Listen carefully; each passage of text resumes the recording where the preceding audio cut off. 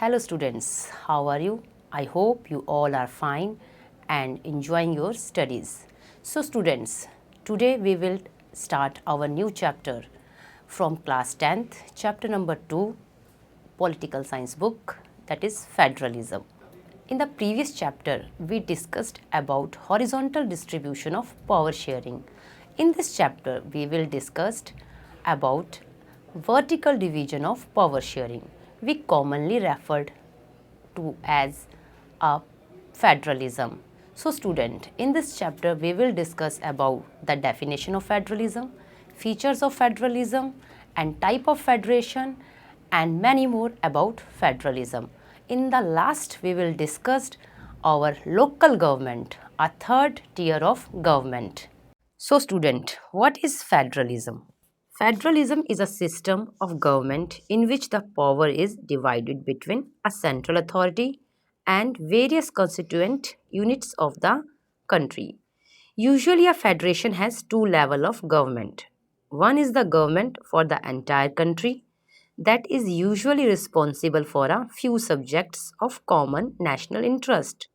The other are government at the level of province or states that look after much of the day-to-day administering of their state. Both these levels of government enjoy their power independent of the other. Student, look at this map. Though only 25 of the world's 193 countries have federal political system, their citizens make up 40% of the world population. Most of the large countries of the world are federations. Like we can see here USA, Canada, Russia, India, Brazil, Australia, Argentina, etc. So students, we will discuss here difference between a federal form and unitary form of government. Under unitary system, all powers are vested in the center, whereas in federal system, powers are distributed between the center and the provincial governments. Unitary government may have written constitution, but not compulsorily. A federal government must have a written constitution. In federal government, there are two set of government, double executive, double judiciary and double legislature. Under unitary government, there is one government, central government. Under unitary government, there is a single citizenship. In a federal state, there is generally double citizenship. Citizenship of the country and the citizenship of the province to which the citizens belongs.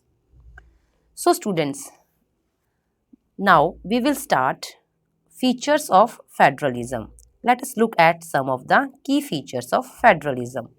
Number 1, there are two or more levels of government. Number 2, different tiers of government govern the same citizens, but each tier has its own jurisdiction in specific matter of legislation, taxation and administration. Number 3, the jurisdiction of the respective level or tiers of government are specified in the Constitution. Number 4. The fundamental provisions of the Constitution cannot be unilaterally changed by one level of government. Such change requires the consent of both the level of governments. Number 5. Courts have the power to interpret the Constitution and the powers of different level of government. The highest court acts as an umpire if disputes arise between different levels of government in the exercise of their respective powers. Number 6. Sources of revenue for each level of government are clearly specified to ensure its financial autonomy. Number 7. The federal system thus has dual objectives to safeguard and promote unity of the country while at the same time accommodate regional diversity. So student, I hope you will understand the concept of federalism. An ideal federal system has both aspects, mutual trust and agreement to live together. So students, now we will discuss about two type of federation. There is two type of federation. One is coming together federation and another one is holding together federation. So, there are two kind of routes through which federation have been formed. The first route involves independent states coming together on their own to form a bigger unit, so that by pooling sovereignty and retaining identity, they can increase their security. This type of coming together federation includes the USA, Switzerland, and Australia. In this first category of federation, all the constituent states usually have equal power and are strong vis-a-vis the federal government. The second route is where a large country decides to divide its power between the constituent states and the national government. India, Spain, and Belgium are example of this kind of holding together federation. In this second category, the central government tend to be more powerful, vice versa the state. Very often different constituent units of the federation have unequal powers. Some units are granted special powers. What makes India a federal country? Let us begin with the constitution. India had emerged as an independent nation after a painful and bloody partition. Soon after independence, several princely states became a part of the country. The constitution declared India as a union of states. Although it did not use the word federation, the Indian Union is based on the principles of federalism. Let us go back to the seven features of federalism mentioned above. We can see that all these features apply to the provisions of the Indian Constitution. The Constitution originally provided for a two-tier system of government, the Union government or what we call the central government, representing the Union of India, and the state government. Later, a third tier of federalism was added in the form of panchayats and municipalities. As in any federation, these different tiers enjoy separate jurisdiction.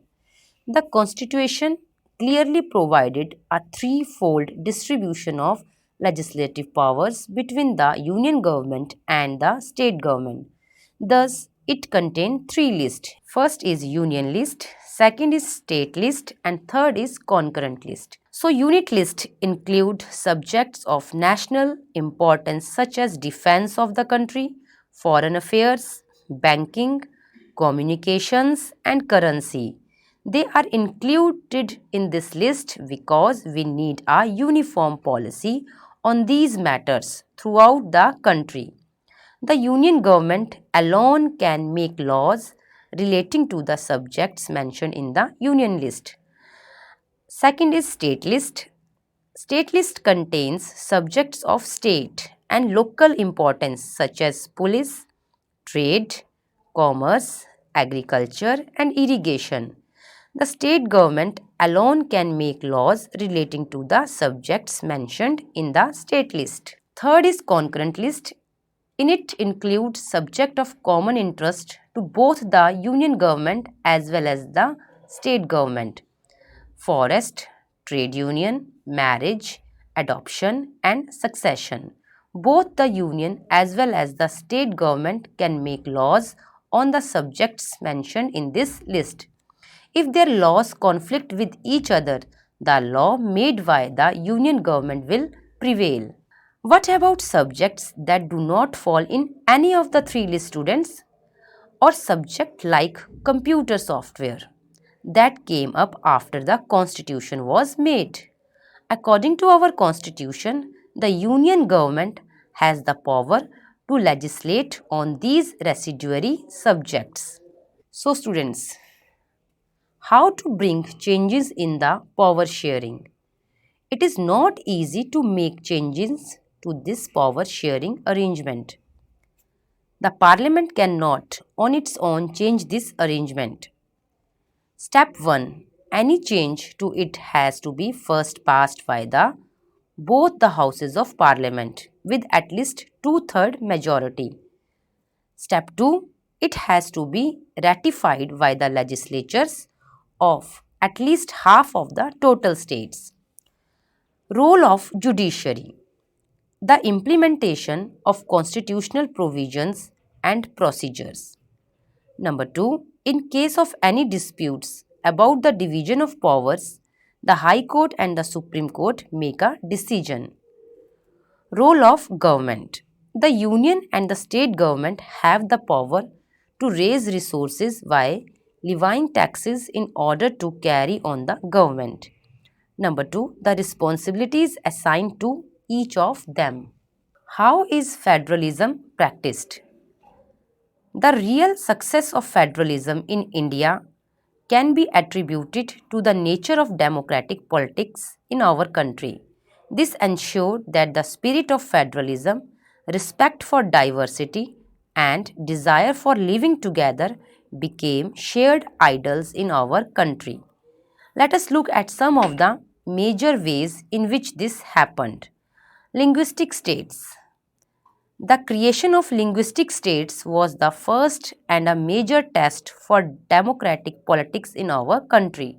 If you look at the political map of India, when it began its journey as a democracy in 1947 and that of 2019, you will be surprised by the extent of the changes.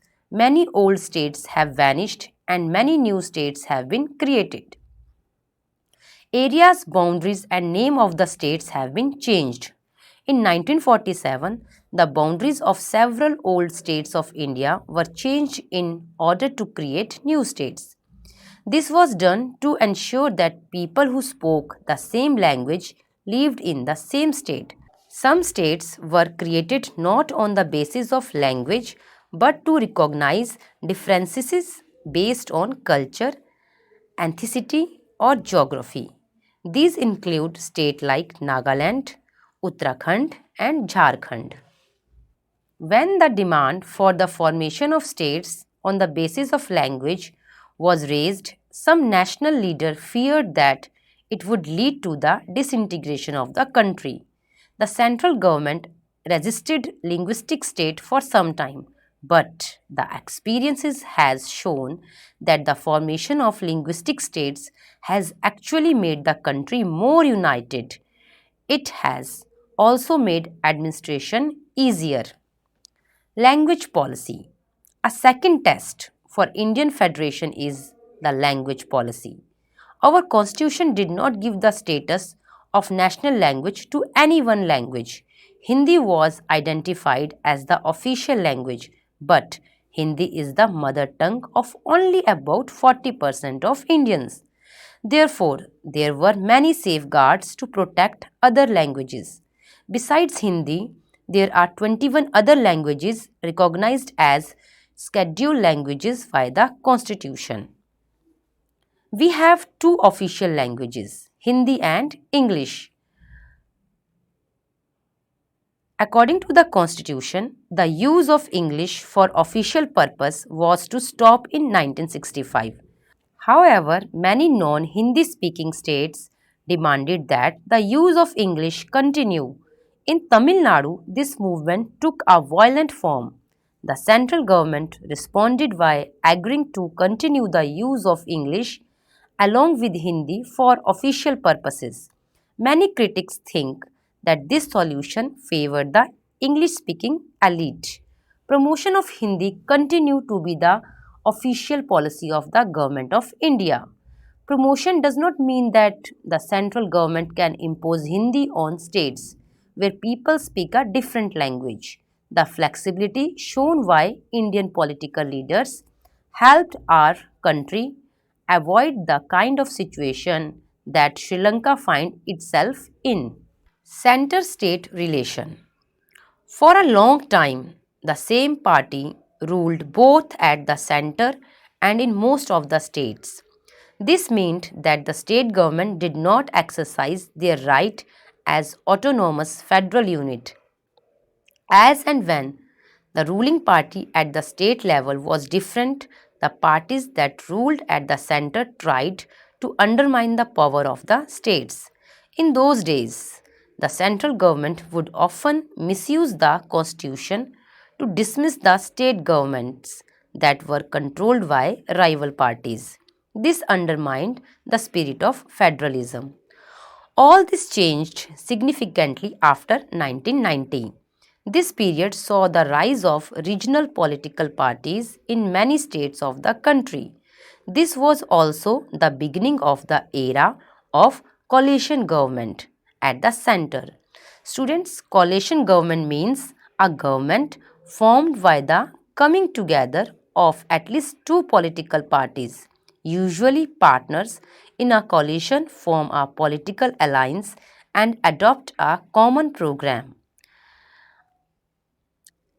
Since no single party got a clear majority in the Lok Sabha, the major national party had to enter into an alliance with many parties, including several regional parties, to form a government at the center.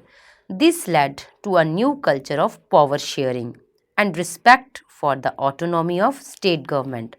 This trend was supported by the major judgments of the Supreme Court that made it difficult for the central government to dismiss state government in an arbitrary manner.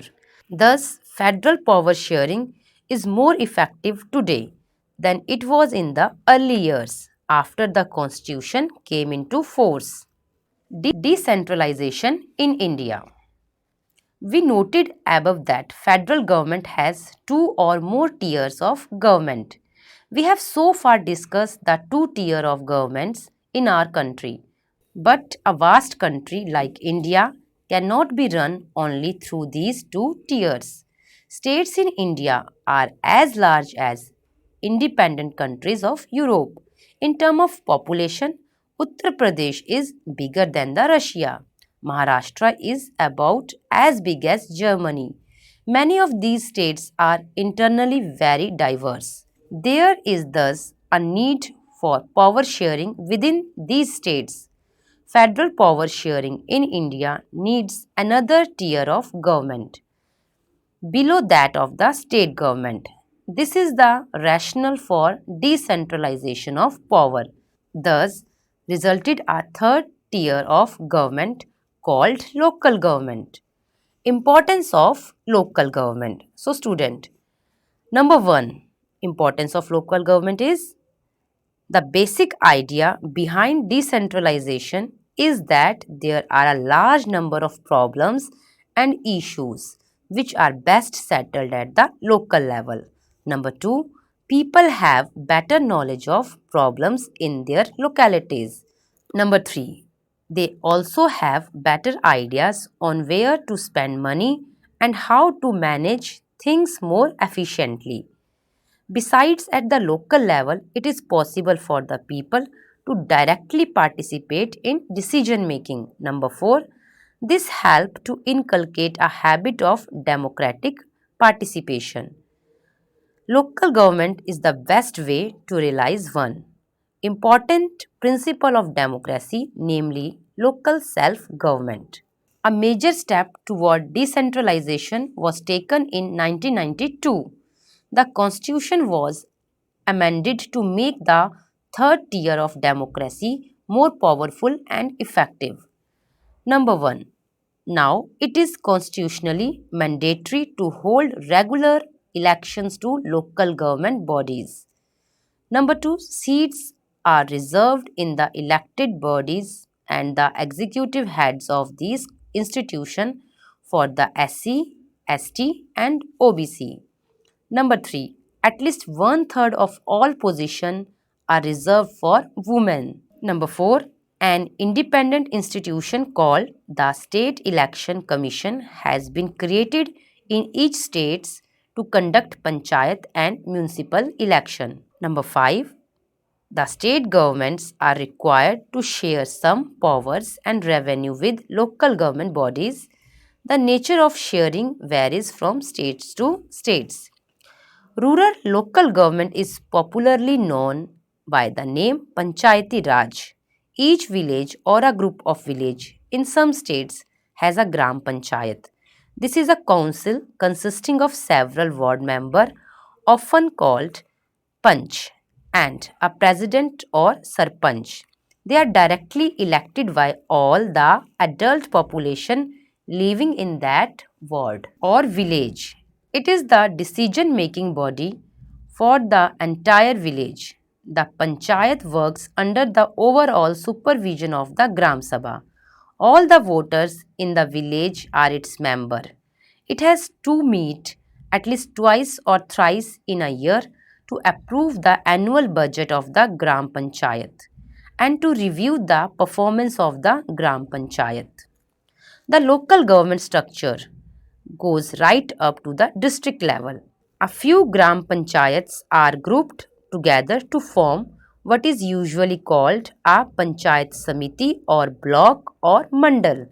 The members of this representative body are elected by the Panchayat member in that area. All the Panchayat Samiti or Mandal in a district together constitute the Jilha District Parishad. Most members of the Jilha Parishad are elected. Members of the Lok Sabha and MLAs of that district and some other officials of other district level bodies are also its members. Jilha Parishad chairperson is the political head of the Jilha Parishad. Similarly, local government bodies exist for urban areas as well. Municipalities are set up in towns. Big cities are constituted into municipal corporations. Both municipalities and municipal corporations are controlled by elected bodies consisting of people's representatives. Municipal chairperson is the political head of the municipality. In the municipal corporation, such an officer is called the mayor. Now student, I will ask you some MCQ questions. Number 1. Following is the coming together federation. Options are USA, India, Spain and none of these. So right answer is USA. Number 2. Following is an example of holding together federation. Options are Switzerland, India, Australia, USA. Right answer is India. Next question. In India, the number of languages recognized by the constitution as scheduled languages is option are 15, 20, 25, 22. Right answer is 22. Next question. The meetings of the Gram Panchayat are presided over by option are President of India, Chairman, Sarpanch and Major. The right answer is Sarpanch. Next question. Who presides over the meeting of municipal corporation? Options are Collector, Sarpanch, Mayor and MLA. The right answer is Mayor. So student, we will here stop our chapter. I hope you will understand all the concept about federalism. So student, stay safe, stay healthy. Thank you.